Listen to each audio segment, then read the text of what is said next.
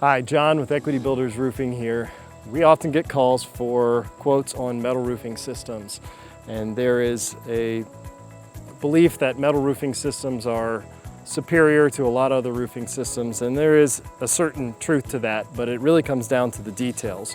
Today we're out looking at one that has a couple of leaks going on, and upon inspection we've realized that I can stick my fingers up behind the panel and that there's been no profile filler installed at the edge of the panel to meet the profile to prevent water from damming backwards. Snow and ice could dam backwards and cause issues on this lower part of the panel where it's fastened. This is detail work that should have been done during the installation. It also appears that there's no butyl sealant. This would typically be applied as a tape barrier right here at the roof edge underneath the gable trim and over the panel to prevent water from moving this way behind the panel. Neither one of these are present on this roof system, and when it comes to a metal system, you really get life out of a metal system in the details. The panel itself is great, but it all comes down to how the fasteners are installed and all the details that go into a metal system. So we're gonna go up top and check out what's going on with this leak and see if we can find it. All right, now we're up top on the backside of the roof. There is a very large chimney up here. And at first glance, one improvement that could have been made in the re-roof process is a cricket could have been built to allow water to divert two different directions around the chimney. Since no cricket was installed, water comes down and just beats against this flashing, pools up, and you can see the dirt and debris and buildup along the bottom side. And at first glance, the real big issue is there's no fasteners on the lower edge of this roof system. There's a straight line of fasteners and it stops right here, and this panel is just loose. It can be lifted, allowing water to easily move behind it. And much like the front edge of the roof, it's missing this profile filler, which when fastened down properly, really prevents water from damming backwards against the panel and causing leaks or issues. So we're gonna do a little touch-up work on this section to get this up to proper installation techniques in hopes that this stops their leak across the backside of this chimney. Butyl tape is utilized in several areas on a metal system. It can be at edges, seams, flashings, but essentially this tape is designed to stay tacky and prevent water or moisture from entering areas. So since in this area we've got a profile overlaying the profile, this foam filler will not fit, so butyl tape is what would be installed in this area to prevent water from moving backwards up the panel. So we're gonna go ahead and start the installation of this. Again, this panel just lifts because this was not done properly to begin with. So we're gonna get this laid in here and then peel the backing off of it.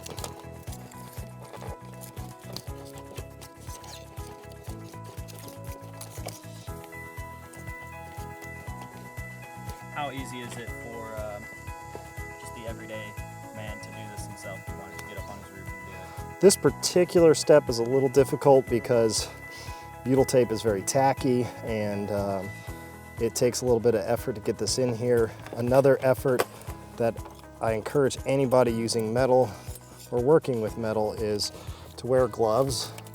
I don't have them on yet, but when I install the foam filler, I'll put them on. Sometimes that can be a little cumbersome when you're using gloves and you're trying to peel off the back or the tape like I'm doing now. But it's very easy to just slightest movement along the panel, you could cut your finger, slice your hand open. So you have to be very cautious. So could this be done at home?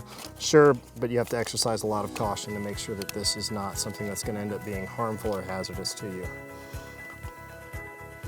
So there we go, we've got the butyl tape installed where there's no ability to install the profile filler, and then this is going to help prevent water from damming up backwards, especially once we install a strip of screws across the back.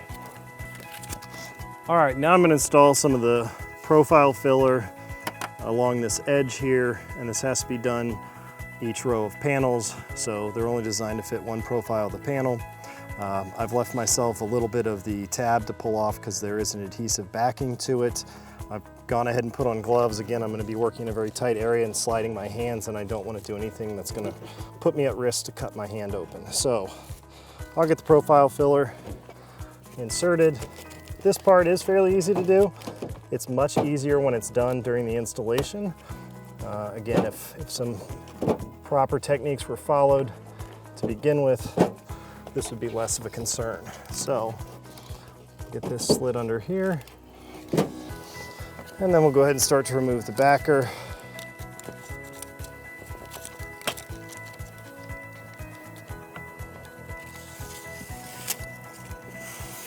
Nice and easy so you don't lose your starting pull.